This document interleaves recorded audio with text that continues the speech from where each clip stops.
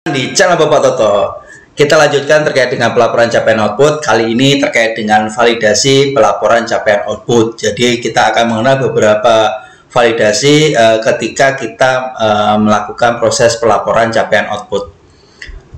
Yang pertama adalah jika PCRO kumulatif nilainya lebih dari 100%, itu nanti inputan ditolak dan notifikasinya adalah isian data tidak valid PCRO tidak boleh melebihi 100%. Kemudian jika RVRO-nya kumulatifnya nilainya melebihi RO untuk jenis RO dinamis, nanti statusnya inputan diterima, tapi notifikasinya realisasi volume RO telah melebihi target return on bit. Apakah Anda yakin? Jadi memastikan kembali bahwa RVRO kumulatifnya melebihi target RO itu sudah benar apa tidak. Kemudian untuk yang nomor 3, yaitu misalkan jika RVRO kumulatif nilainya melebihi target RO untuk RO jenis RO statis, inputnya ditolak. Ini capaian tidak boleh melebihi target RO dalam DIPA. Jadi kalau dia RO dinamis, dia akan muncul notifikasi lagi apakah Anda yakin. Tapi kalau dia jenis RO-nya statis, dia akan status inputannya ditolak.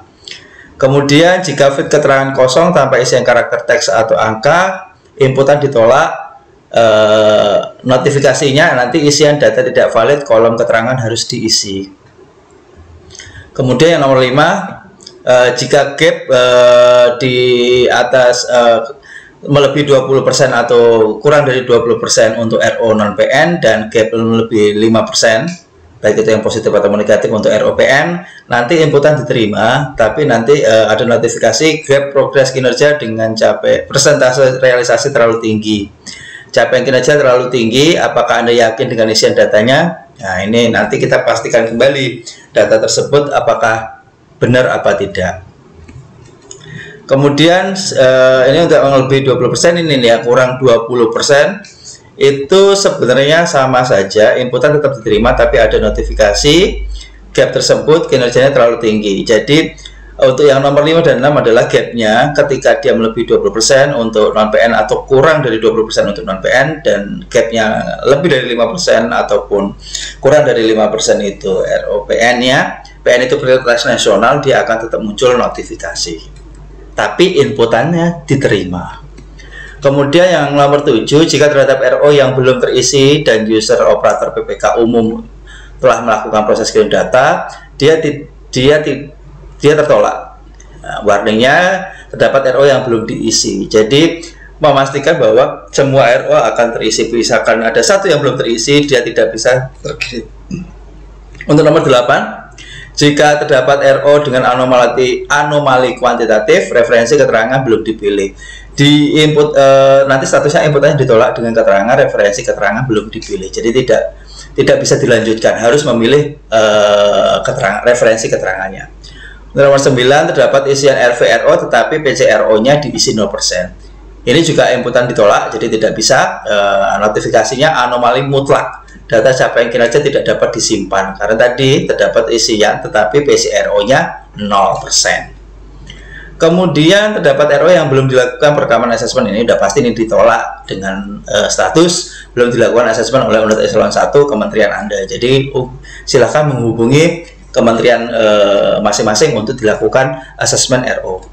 Untuk nomor 11, RVRO diisi minus hingga RVRO kumulatifnya kurang dari 0, ditolak karena isian datanya tidak valid, karena realisasi volume RO kumulatif harus lebih besar dari 0. Jadi tidak ada data yang kurang dari 0 ataupun minus.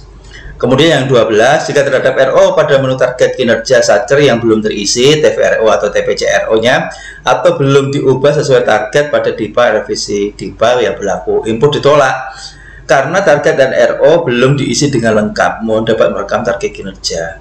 Jadi kondisinya ketika ada revisi DIPA dan itu belum merubah target kinerjanya dan belum diisi target kinerjanya, berarti dia harus diisi terlebih dahulu, jadi tidak bisa terkirim. Kemudian kondisinya kirim data, setiap kali user PPK umum melakukan kirim data maka akan dilakukan validasi ulang, validasi nomor 1 sampai 12 untuk seluruh RO. Jadi pada saat kondisinya kirim data berarti dia sudah mengirimkan data, tapi tetap di masing-masing itu akan divalidasi ulang dari nomor 1 sampai 12 untuk keseluruhan RO-nya.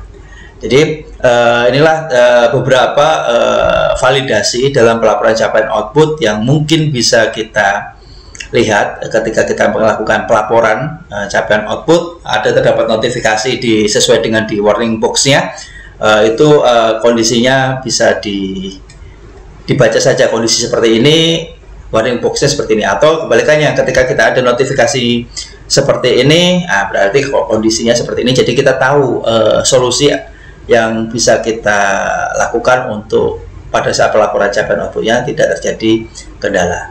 Sekian penjelasan terkait dengan validasi data pelaporan capaian output. Mohon maaf apabila ada kesalahan. Terima kasih yang sudah subscribe. Wassalamualaikum warahmatullahi wabarakatuh.